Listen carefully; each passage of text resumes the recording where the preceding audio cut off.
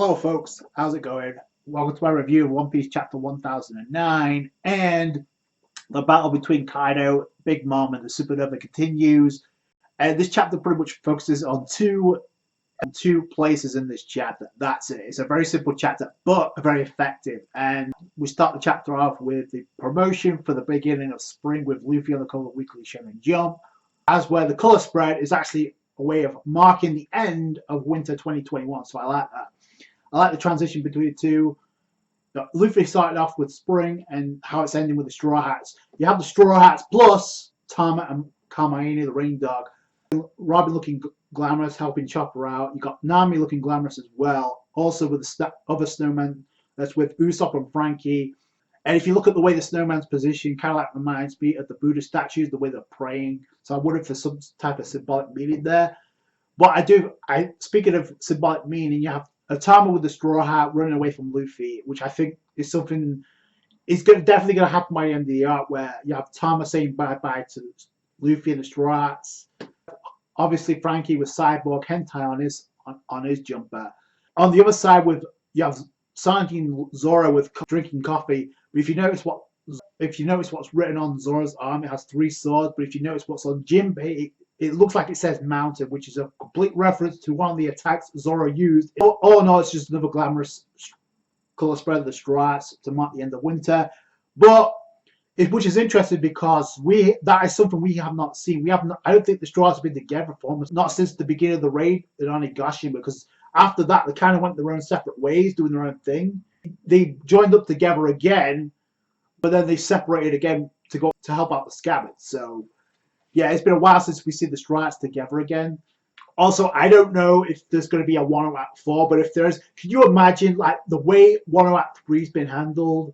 And if we have another act, how epic that's going to be. It's going to be crazy long, don't get me wrong, but it's like, holy crap. It's like, whoa. So we start off the chapter with some of the Kaido's cronies trying to put out the fire that Orochi started in the previous chapter. But it's obviously not working because they said we need water. Well, they're using the hose, but I'm guessing they're not using water because it's obviously not putting the fire out because it's making it worse. And if you noticed in the room that Orochi's staring down the Scabbards, it looks like there's fire that's starting in that room too. So that Fukurakuju there is also, which if you notice his demeanor, like in certain scenes, like he looks very calm about this, but if you notice the way he panics when Orochi gets attacked, it's like, what the hell's going on here? Is he pretending to be under Orochi again, or was he pretending to be under Kaido? Or is he just doing what he has to situation suits him better? So because it seems like that's where his character's going right now, especially with him staring down Raizo. Yeah, I feel like it could be a good opportunity to see where his allegiance really lies. See Kinemon and Orochi staring down, and Orochi's shocked by this, even though he's been calling this since the beginning of the arc. Like, oh, I told you the Scabbards are alive. Don't underestimate the warning of Toki. Here they are in the flesh. Literally, Fukurakuji is like, oh, listen, you should get out of here, Orochi. Let me deal with this, which I think he would have embodied if that would have been the case. But Orochi brings up a good point. It's like, I'll be an imbecile because I'll be surrounded if I went back now. Plus, Kaido already softened them up, so I can take them, which he's severely underestimating the Scabbards. He goes into his serpent form. He's talking to Denjiro also, aka Kirishiro, because he's like, oh, I didn't realize you were also with them.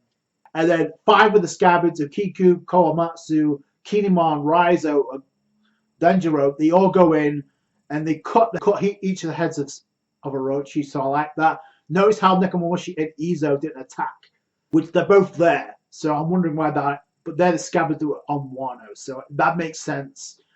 Nekomamushi only just came to Wano before he joined up, because obviously he brought Marco. Izo also tagged along. He was away on Whitebeard's crew. So yeah, that makes sense. I also feel like Nekomamushi's going to go back to help out Inuyasha pretty soon, because what else is there for him to do? It's obviously a way of separating the Scabbards, because we had another member, Raizo, separate from the Scabbards to fight Fukurakuju, which makes sense because they both were part of the Oniwa Banshu back before Raizo met Odin. So that fight makes sense. But the fact that they're separating each of the Scabbards, because we have Inuyasha going up against Jack. We have Ajiro Doji, who was KO'd in the last chapter after taking down the Odin clone after the suicide bomb attempt. I do have a question about Zoro for you guys by the end of this review. So what's going to happen with him now with the end of this chapter? So that loose ends getting tied up with Fukurakuju and Raizo. The rest of the scabbers go on, but I feel like because they're in rush mode, because their primary goal is Orochi, is to get to Momonosuke because Kanjuro's on the loose. I feel like because the rush that, I don't think this is the end for Orochi. Number one, Fukurakuju's expression, but the way he was acting at the beginning, and then the way he was casually, oh, Raizo, you're here, I'll deal with you. So it's like, what's going on here? So I don't feel like he's dead just yet, and I feel like I said this in my last review. Somebody else has to deal with him because just because Hiyori wants to kill Orochi for what he's done, but especially for what he did to Yasui, want to be the one to kill him. Obviously, Zoro also said that, but since Zoro's in no condition right now, at least I don't think, I feel like it has to go to Hiyori if he's not dead. So that just makes a lot of sense. So that could be a pretty cool clash for Fukurakuju and Raizo. We go immediately to the top of the Skull Dome, to where the Supernova are taking on the Yonko. And I said this in my last review, but I'm going to say it again.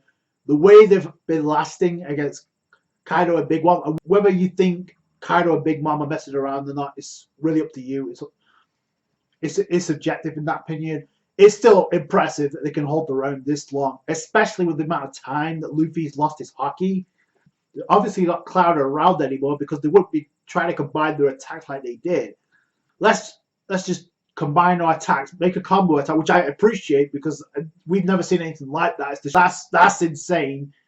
Because Luffy's like, oh, they're up to something, and Kid asked Law a very important question, which is something I actually mentioned at the end of my last review, is about how they could separate Big Mom and Kaido. That was the game plan that Law had, but it's like he can't use Shambles because they have too much haki, which, considering how he's able to do that to Doflamingo, should tell you the power scaling between the Yonko and Doflamingo. Where Shambles on a Yonko without using objects and separating that way, because I do like the way, because of that, Oda and had these scabbers come up with a creative way of having Big Mom separate from Kaido, and it worked. So I gotta give Oda props to that. It's not just simple like, oh, Law can come in and use Shambles. No, because they're too strong for that. So that's something I mentioned and something that got addressed early in this sequence. Kid's like, oh, you know what? Screw it. Just tell them we'll separate them our own way. And I like how before Kaido and Big Mom lost to attack, they're still bickering with one another. It's like, oh, they still have that rivalry, even though they used to be a part of the same crew. I hope they can still swing that hag. And Big Mom's like, who do you think you're talking to, you brat? So how old is Big Mom comparison to Kaido here? Because he's calling it a brat. And he doesn't look like a brat. But Killer says they can't dodge the attack. So here comes hero of the chapter, Zoro, who just blocks. He takes the attack. It's like his reason is like, all of you run. Kaido and Big Mom look shocked as hell because I don't think anybody was expecting that Zoro to take the attack and tank it like he did. Now, whether or not you think Kaido and Big Mom were holding back, it doesn't really matter because that's still a combination attack, the biggest attack we've ever seen in One Piece. So that is a feat for Zoro that has been unmatched so far. Oh man, this chapter was tailor-made for the anime. I can tell you that right now. They're going to go above and beyond. The second thing I liked, in addition to Zoro stepping up, is like the whole shading when you see this Worst Generation and the explosion. That looked epic as hell. I'm not going to lie. We saw the same type of shading with Ajra Doji. He took the explosion from the fake Odin in the previous chapter, so we're seeing it here. So I do like that. It blew off half a chunk of the top of the skull, which it's amazing that thing's still standing, by the way. I think that's going to crumble by the end of this fight. It looks like Zoro is like, it looked like he passed out because he's on the ground and Law's like, you doing all right, Zoro? Yeah. And Zoro's like, yeah, barely. He tanked the attack, which is impressive enough. But he still manages to land the attack by the end of this chapter. So that, to me, like Zoro's durability is insane. And then Killer's like, where's Straw Hat? And he immediately tries to attack Kaido. He's using Red Heart, but Kaido's dodging it, thinking it's Red Rock again, because that actually landed some damage on Kaido the last time it attacked. And Luffy, he's just become so confident with this. It's like, oh, now you're dodging me. Are you worried because it will hurt Kaido? Are you dodging me now? So like I said, Kaido and Big Mom are clearly not dicking around anymore. So, and nor should they be at this point. But because Kaido follows out after dodging the attack, it looks like he gets tripped because he swings his mace at Luffy. Tries to use armor hockey, and I think he also uses Rio to block it, but it doesn't work because he sends him crashing into the ground. And if you look at Luffy's arms, it looks like they're bleeding, but also looks like they're shaking from the impact. So it's something that happened with Captain Curry back in Whole Cake Island. Kaido isn't finished yet because he comes down with the breath blast. It's hard to tell what element he's using. It could be fire, but Luffy's still able to dodge it. And then Kaido comes down again. By the way, say what you want about. There's a lot of people that were criticizing Kaido's appearance for his hybrid form because of all the hype that was built up. The way that it looked in this chapter looked epic as hell. Like the way Kaido coming down, because you see the lower half of his dragon form and his upper half. The way he's coming down on Luffy with three realms Ragnarok, that looked epic.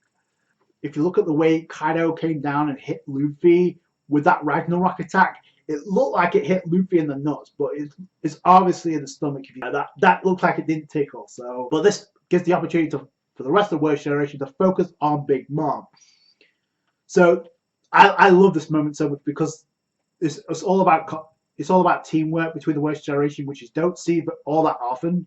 So Kid makes a container to contain pretty much Zeus because already Law comes up with Shambles, gets rid of Zeus, and puts it into the container, the metal container that Kid made to get Zeus away from Big Mom so they can do some damage. Because remember, Zeus landed an indirect attack on not only Killer but also Zoro the last time they both tried to attack Kaido. So that's smart thinking on Law and Kid's behalf. Get rid of Zeus. Big Mom's like, what the hell? So I'm assuming Law switched a piece of metal that was inside the container for Zeus because he switches places, puts him in the container. Then Kill's like, hey Zoro, Roronoria, you ready to do this? And Zoro's like, I'll have to be. He's exhausted, but he still manages to land the attack on Prometheus. And if you look at the way that panel's structured, like Killer clearly goes through Napoleon and Zoro goes through Prometheus. Same thing that Brook did back in Whole Cake Island. So he comes up crossroads of the six paths, cuts through the fire, flame slice, so that's pretty epic. Big Mom's without her weapons. So in comes along Kid, and this is really smart because Kid uses punk pistols, and if you notice the needles that stick inside Big Mom, I think it doesn't really work, but I think like it's more or less a magnet to get that rock to Big Mom. I think that's what happens. So because the pistols obviously don't work on Big Mom because you're still able to punch Kid. Shout out to Kid for actually tanking that and still able to using the broken metal pieces that were shattered by Big Mom's attack to wrap around her arm. Law brings in a huge ass rock boulder, which is bigger than Big Mom, and to send her off the edge of the top of the skull dome. Big Mom doesn't realize what's going on here because she's like, oh, this isn't going to stop me. But then until she realizes it's too late. She's like kicked off the top of the skull. She could use that rock to jump back on, but I don't know. There's ocean below us. Zeus is like, help me out. Zeus is contained. Law's like, yeah, Zeus can't save you now. For you to drop out Big Mom, which they found a way to get Big Mom away from Kaido, which, okay, we could all agree that Big Mom isn't dying here, but what's going to happen? How is Big Mom going to escape this? Because it's been proven that she cannot escape a falling off top of something high. Back in Whole Cake Island, when the top of the wedding cake was collapsing, Big Mom fell off, and she couldn't save herself without help of Struzan. 2, King appeared and kicked the Big Mom's ship with her, along with the rest of the crew, into the ocean. Big Mom survived that, but only because she got washed up in curry like Luffy did. So I don't see that happening again unless Big Mom is out of the picture for now. Maybe the Big Mom pirates could step in and help her out with the ship, because that was the way they got into Wano. Maybe it's the help to get them away from Wano. But my question goes back slowly to like Zoro. Since Zoro pretty much coughed up blood and is taking his bandana off. Now, granted, we don't see him pass out or anything, but you could assume this Zoro out of the picture, which I said in my last review. Like, I can see Zoro being out of the picture somehow, some way, shape, or form, because he has to get away from Kaido for now. and that is given to Zoro as a way of doing something to Kaido later on in this arc. So Zoro clearly doesn't have the strength right now to do anything to Kaido. Now, another thing to note is Zoro going to have a 1v1 at all in this arc? Because right now it doesn't seem like it, because if Zoro's really in back edition, we don't know what's going to happen in the next chapter, but Zoro took his bandana off, and he only does that once a fight is done with, or if he's done with the fight. So if Zoro's done his job for now, then who's he going to fight? If there's a possibility that Zoro may not have a 1v1 at all, question goes, it's like, how's he going to master Emna then, if he's going to master Emna at all by the end of Wano? So that's why a lot of people figured, myself included, that Zoro had to have a 1v1. Maybe he will, we don't know. But right now, unless King shows up, and the only reason I say that is because Perospero was targeting Marco, as well as dealing with Queen. I don't think he can take on King as well, because Marco did say, I can't take on both King and Queen, and we haven't seen King in a couple of chapters, so he could show up as well. And maybe Zoro could be the one to deal with it, but considering both of them should be technically damaged, I feel like Zoro could be in worse condition considering what he's tanked. Also, another factor to point out, now that Zeus has been pretty much contained, I wonder what's going to happen to him now, because if Big Mom's away from Zeus, that could open the door with some interesting options for Nami because of the way that they kind of separated. I don't think that's going to be the end of it. I do want Nami to get her own power up though, but I feel like, okay, this could be a convenient way of getting Zeus away from Big Mom and getting Zeus back to Nami. Well, let me know what you guys think about that. What do you think's going to happen with Zoro now? Because I don't think he's down for the count, but it looks like he's pretty worn out for the most part. But I still see something else happening with him.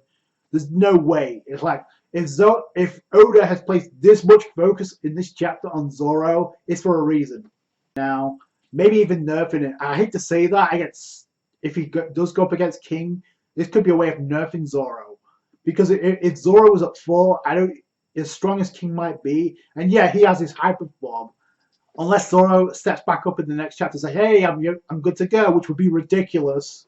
But if that happens, then yeah, I think we're game for a Zoro versus King fight. But with this chapter, it's not so obvious anymore, and I kind of like that because Zoro's now a wild card if King doesn't show up. So let me know what you guys think down below. It was an epic chapter, epic moment for Zoro, Kid, and Law, because without them, the Big Mom would not have been separated from Kaido. So shout out to the Supernova for putting in the work. R.I.P. Luffy's testicles. Well, I think it's safe to say since he's made of rubber, that should be too much of a problem. But yeah, let me know what you guys think down below. I thought it was a great chapter. That's going to do it for today, guys. Thank you so much for watching. Like the review if you did. Hit that thumbs up. I appreciate that. Subscribe channel for more One Piece. Catch you guys later. Thanks, guys. Bye.